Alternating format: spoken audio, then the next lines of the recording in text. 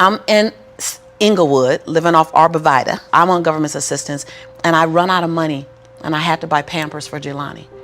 And I had $11.42 in the bank.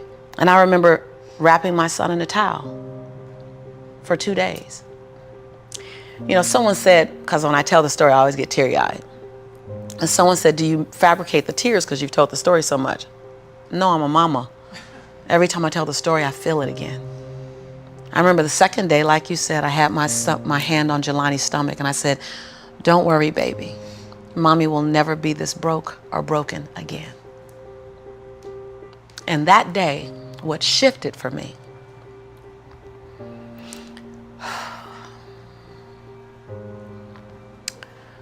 was I was willing, and I don't know if this is going to sound crazy, I was willing to completely die to any form of me that I had been so that I can birth the woman that I was becoming. The reason why a lot of people won't become who they want is because they're too attached to who they've been. And you hear it all the time when people say, I've always been this way. Okay, well, if that's working for you, keep doing that. I knew it wasn't working for me any longer. I had hit my version of rock bottom. So I was willing to let go of everything and everybody. See, another reason why people won't get there is because the doorway is for you to fit through. You trying to carry everybody else through because you're trying to be Rescue 911. And you got to rescue you first. I am much more valuable to my family and to my community because I was willing to let them go through the door myself, teach myself, learn myself, condition myself, and then come back and get them. I'm much more valuable to them now. But I had to go through a window time of 10 years of judgment. You leaving us, hanging out with white people all the time. You going to these crazy countries. We don't know what you, I had to be willing to allow my conviction to make me inconvenienced. See, we want to grow, but we want to stay liked by everybody. I was willing to be my own rescue at the risk of your approval. But most of us aren't like that. Facebook is an example. We want to be liked. Well, I woke up and I like myself today, so your like is extra. My job is to like me first. I was willing to say every day, Lisa, you like you? Lisa, are you proud of you? Lisa, are you playing full out? Every day before I checked in with anybody else. That's lonely, by the way. Why won't most people do it? Because it's scary and it's lonely. So what did I do? I was willing to find people who had what I didn't have, who were living lives that I wasn't living, who believed things that I didn't know about, and I was willing to become their student. I got up every day and I ate a slice of humble pie. See, when you get to this level, even me 10 years ago, you can get caught up by reading your own fine print. See, whenever I hear people reading my bio, before I came on and you read my bio, I'm in the back going, yeah, yeah, yeah, yeah, yeah, yeah, yeah, yeah, yeah. Because I don't want to ever think I arrived. That bio is old. You should be interested in my future. Oh, that's my bio. What's my future? Oh, what are you doing? Who am I becoming for 2020? And we get caught up in our bios. We get caught up in our status. I never allowed that to stop me from going and sitting at the hem of someone and saying, what do you know about wealth? See, because there's 3 forms to money. There's 3 relationships to money. We learn how to earn it, we learn how to keep it, and we learn how to grow it.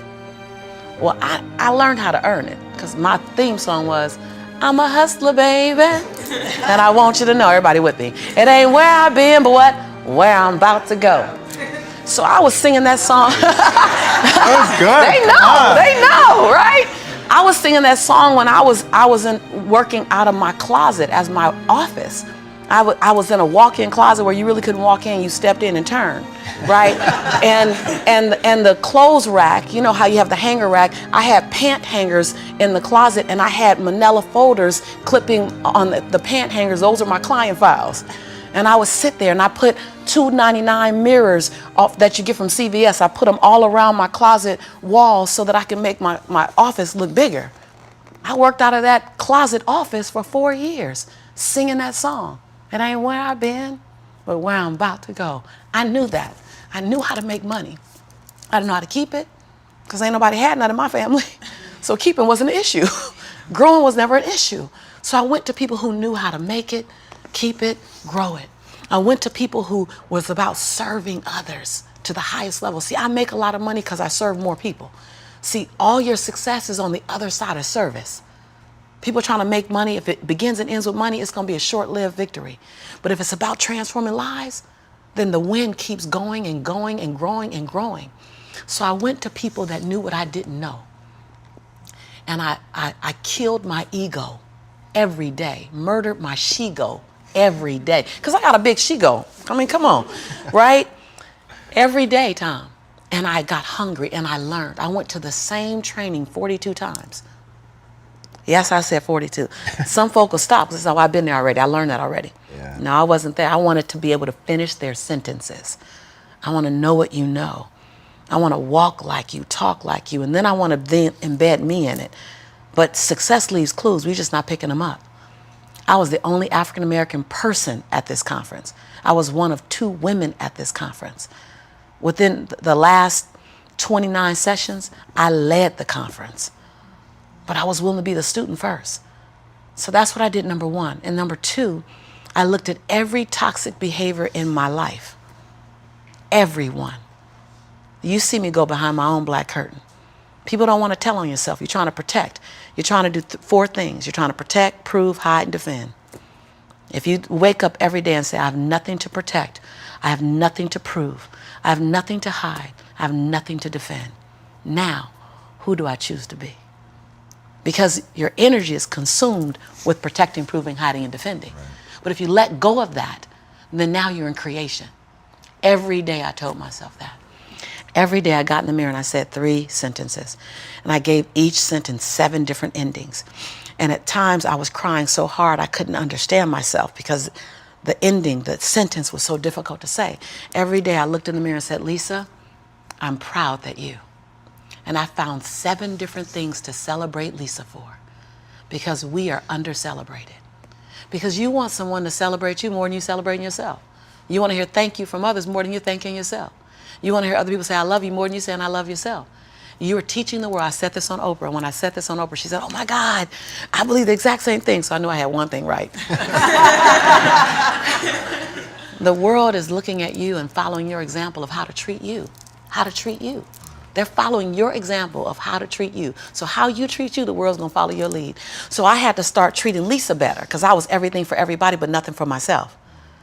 And so every day I got in the mirror and I completed 3 sentences. Lisa, I'm proud of you for. Second thing, Lisa, I forgive you for. Whew. That one took me down daily because I'd had a son with a man who was now in prison, my biggest nightmare, my greatest nightmare.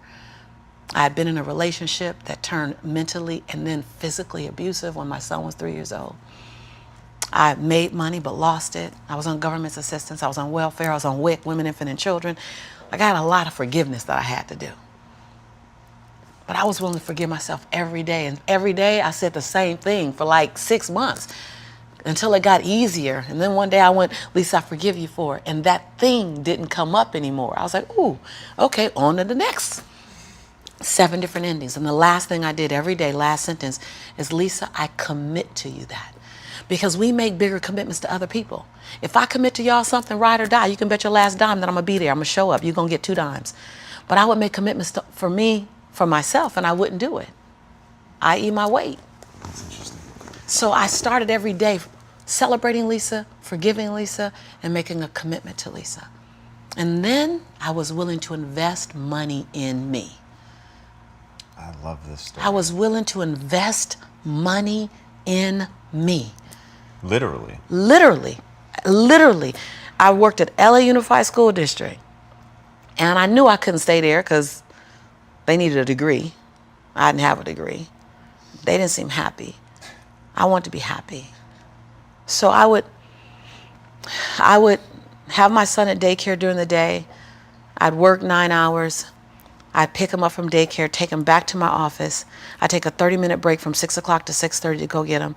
I start working from 6:30 until midnight every day at my office on me, every day. Put my son on a little, primary color blanket, something to occupy him. Give him toys that I took the batteries out of so he'd be confused for a little while trying to figure out why they're not working. I'm serious. And I did it every day, every day, every day.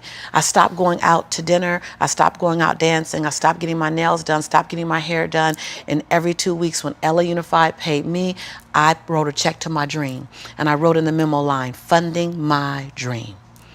And I would mail the check to the bank, Wells Fargo. And I mailed a check to myself every 2 weeks for 3.5 years. My family thought I was smoking on drugs. Like, she ain't going out. She eating beanies and weenies all week. We think she on drugs, but she's not getting any smaller, so maybe not.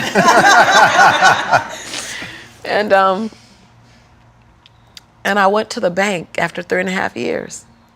This is the story you're talking about. I walked in the bank. I said, I'm just gonna check and see where that account is, because I wouldn't open the statements, because my mother used to say when I was growing up, girl, this money burn in my pocket. And I'm like, I think money hot, and it goes. Thank you so much, and it goes away fast. So I'm not gonna open the statement because I don't want to know how much money I have, because I didn't have a healthy relationship to money. I didn't even know a relationship with money. So while I'm at these trainings, they just kept saying save. So I'm like, okay, I'm gonna save. I didn't need the money that I was writing checks for, because it was the money I used on my nails and my hair. And then every check I wrote to myself, I made a challenge with myself that it had to be 5% more than the next check. Wow. Than the previous check. So I didn't really know how to calculate the 5%. So I'm like, well, I'll just add $30. I'll just add $60. I really didn't know anything about it. Then I went out and got a second job. And I started working in the evenings, less on my business and more out on jobs, so I can write a bigger check. So I learned how to live on $31,000. That's all I was living on, $31,000. We can make it. We got it. I sold my Altima I had at the time. I bought an old Ford Explorer. I just skinnied down. I moved out of my 3-bedroom house. I moved in with a roommate. She smoked even, and I was like, okay, I'm gonna put towels under the base of the door. Y'all, you gotta be inconvenienced. I put towels on the base of the door so the smoke wouldn't come in the room with me and my son. We slept side by side in the same bed. Went from a 3-bedroom, 3-bathroom house, 2-story, to a roommate, because I was willing to write a check to fund my dream. And I kept writing, funding my dream, funding my dream, funding my dream. And I walked in the Wells Fargo 3.5 years later, and I gave her my name. I said, hi, my name is Lisa Nichols. And she's like, you the funding my dream lady. I was like, yeah. So all these tellers came running around. The manager came around, because I guess everybody had processed a check or two. Right. And they were like, we all been wondering, like, everybody wants to know, what's the dream you funded? And I was like, I don't know, but it's gonna cost some money. Think I got a little money now to fund the dream. And so I said, I just came to get my balance and to see where it is, because I haven't opened any of the statements. They were like, what? I said, no, I haven't opened any of the statements, because money burns my mama's pocket, so it might burn my pocket, so I don't want to spend it. So she wrote the balance down. You know how they write the balance down, and she turned it and passed it to me, and I looked at it, and I said, no, ma'am, my name is Lisa Shante Nichols. This is my social security number. I don't even want that money, because y'all gonna want it back, and I don't want to get in trouble, so can you just give me my account? Because I didn't know anyone in my family that had $5,000 in their account, $10,000 in the account. So when you write down that I have $62,500 in my account, that's not mine. And so they all teared up, like everybody started crying. They're like, no, it's yours. I looked down at my son, Jelani, who was 5 years old now, and I said, Jelani, I think life is gonna change for you and mommy. Oh. My son said, Mommy, can we finally go to McDonald's now? So, because I've been making them homemade Big Macs for a while. I was like, Mama can make you a better Big Mac than, Ronald McDonald. So, because I was willing to inconvenience my entire life. My entire life. I was willing to disrupt my entire life to buy my future, to buy my possibility, to give my dream a chance. See, we're not supposed to tuck our dreams in on the pillow when we get up in the morning. We're not supposed to leave them at home and go and fulfill somebody else's dream. We're not supposed to do that. That's not what we're wired to do. That's not who we are. Your human spirit doesn't care about the economy. The human spirit doesn't care that my son's father went to prison. The human spirit doesn't care what's happened to your family. The human spirit doesn't care about the past. You may have been molested, or your family may have been broke, or you may have been betrayed, or you may have a divorce. Your human spirit doesn't care about any of that. Your human spirit simply says, what's our command for tomorrow? What do you want to create?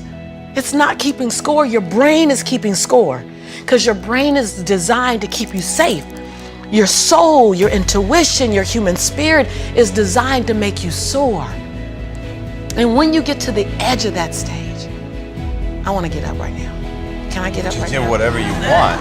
Okay. Think I'm going to tell Lisa Nichols no? Come on now. When you get to the edge, your brain will always tell you to step back. It's always going to tell you to step back, because you can fall. Always. It's going to tell you to step back. Because before you fell, the last time you did this, you saw someone else fail. You could hurt. You could be off work. It's going to tell you. It's designed to keep you safe. So you have to be willing to play between your brain and your soul. And on some days, you got to just listen to your soul. And you got to say, I'm going to leap. I'm going to get to the edge. Most people are at the edge, and you're standing at the edge and you're watching everyone else fly. That's Pimp My Ride, Watch My Crib, all this stuff. You know, watching people's lives on Facebook. You're at the edge, watching someone else live, wondering what it's going to be like when you jump without ever jumping. And I'm just here to tell you, jump. Because only three things can happen. You're either going to jump and fly, or you're going to jump and fall on something soft, or you're going to fall down hard. Either way, you're going to get back up. You already know you got what it takes to get back up. Your greatest fear is not that you will fall. Your greatest fear is that you will live a full life and never fly, that you never leaped. You're not afraid of dying. You're afraid of dying before the world sees who you really are, before they really get your fingerprint, before they really feel your breath, before they really get your contribution, before they really feel you. That's what you don't want to happen. You don't want to leave this place without us knowing you were here. All I'm doing is giving my dream a chance. And I'm not extraordinary. You don't get off the hook. You don't get to be let off the hook. I'm an ordinary woman who chooses every day to make one more extraordinary decision. You're a grinder.